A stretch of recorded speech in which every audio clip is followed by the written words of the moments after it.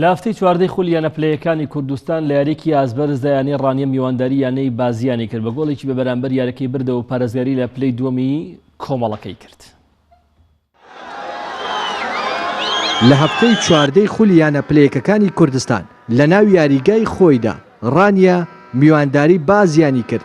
لا جێمی یەکەمدا هەردوو لە بە ئاستی هاوشێوە دەبیندران بەبێ گۆڵ یەکسان بوون. لا جێمی دووەمدا یانەی خاوەن یاریگا باشتر دەبیندرا گۆڵێکی لە ڕێگای حوسێن محەممەدەوە تۆمار کرد.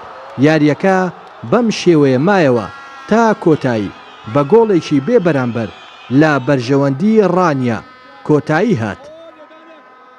سوپاس بۆ خوای گەورە بە پاڵپشی هاندەران بەو پلانەی کە دامان نابوو چەند ڕۆژە کارمان لەسەر دەکرد توانیمان سێ خاڵ یاریەکە بەدەست بێنین.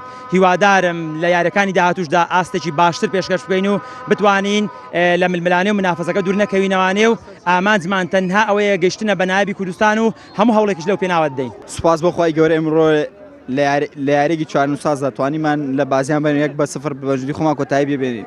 ئێمە وەکو یاریزانی ڕانیە هەموو تموحی ئەومانە ئەمساڵ ینی ڕانێ سەرخەوی بە خولی نایب.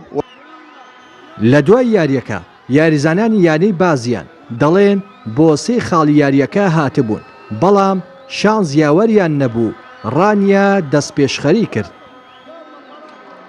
ئێمە بۆ ڕاستی بۆ سێ خاڵەکە هاتبووین چونکە ئێمەش لە منافسیانەم یاریمان ببرێتەوە ئێمەش زیاتر لە پلەکانی لە نایاب نزیکە بووینەوە. ئیتر خوای گەورە مەوفەقی نەکردین و پیرۆز لە یانی وەرشی ڕانی و لە هەموو هاندەرانە داوای لێبوردن لێرەوە داوای لێبوردن لە هەموو هاندەران یانی وەرشی بازیانەکەین. یانەی ڕانیە ئەم ساڵ لە خولی پلەیەکی کوردستان ئاستێکی باشی تۆمار کردووە.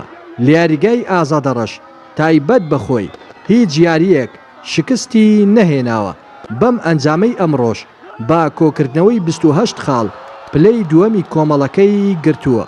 لا هەفتەی چواردەی خولی پلەیەکی کوردستان و یانەی بازیانیش بەم شکستە لە شوێنی خۆی مایەوە و با 24 خاڵەوە گەڕایەوە بازیان. لا دەڤەری ڕاپەڕینەوە ڕێناس ئەرسەلان کەناڵی پەیام.